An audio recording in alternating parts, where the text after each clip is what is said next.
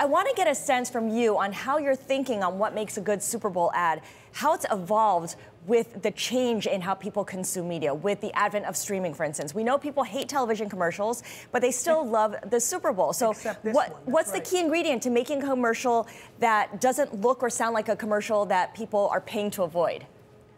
There's a million ways to go about it, whether you're doing celebrity arbitrage, new product features, innovating. I think what makes a successful Super Bowl spot is the business results 3, 6, 12 months later. And there have been so many different ways to go about it. Ultimately, you're trying to create relevance with a consumer to actually get them inspired to go transact with your business. So, I mean, Gary, though, how do you do this on a day that's not Super Bowl Sunday? Obviously, the Super Bowl is kind of a captive audience for millions and millions of people. But, you know, on any other day, most of us actually go out of our way to sort of avoid commercials. Yeah, I'm a full co-signer of this. I've been very unpopular in Madison Avenue circles for a long time, saying that regular television commercials are grossly overpriced for the actual reach and consumption that happens.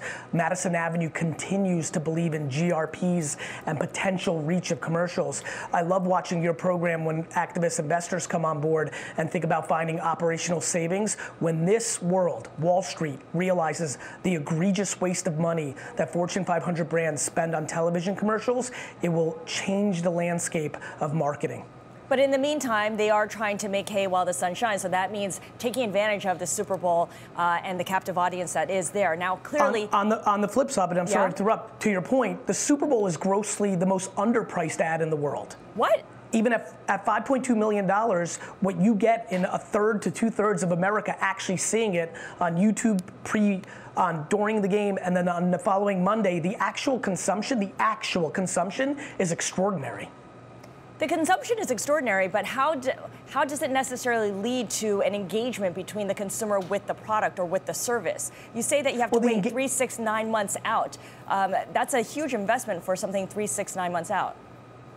Well, you're betting on the fact that you're actually going to get it seen, which is the biggest problem in media today, even getting the opportunity to have it seen. Then, to your point, the creative is the variable. You look at Squarespace, they've run a decade worth of commercials. When I talked to the CEO, he's like, some years were great, some were terrible. One variable was the creative. Was that 30 or 60 seconds tremendous? Mm-hmm. So, Gary, though, we have seen some companies, though, actually say, oh, you know, we'd rather not advertise on the Super Bowl, that the costs are a little bit high, the pressures are also high. What do you say to a company like that if they were to come to you and say, you know what, we don't want any part of this? Look, I think I'm a huge fan of it. I think, listen, I'm like the social media digital guy, and I'm pushing for the underpriced ads on TikTok and Spotify and LinkedIn and Facebook and Instagram. But I do believe that the Super Bowl is wildly underpriced. But you can also stunt it. Mint Mobile decided to do a print ad in the Times to build up chatter for, we're not going to take the money into the ad, we're going to give away $5 million. So I think there's a lot of different ways to play it. Do you actually have strategy on how you attack it? The problem, my friend, is a lot of those brands, instead of spending $5 million on the spot and another $500,000 to $1 million on the creative for the spot, in that $6 million are then going to spend $6 million on regular TV, on digital products like banners and pre-rolls that are also overpriced. And so I watch brands waste $6 to $25 million all day long when the Super Bowl was sitting there for them underpriced.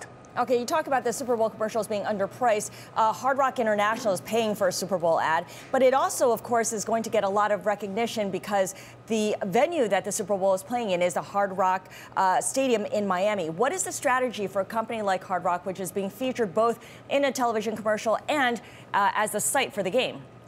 Right, so Hard Rock, for disclosure, we're the agency behind the J-Lo spot that's going. You know, obviously the new Guitar Hotel is a big deal.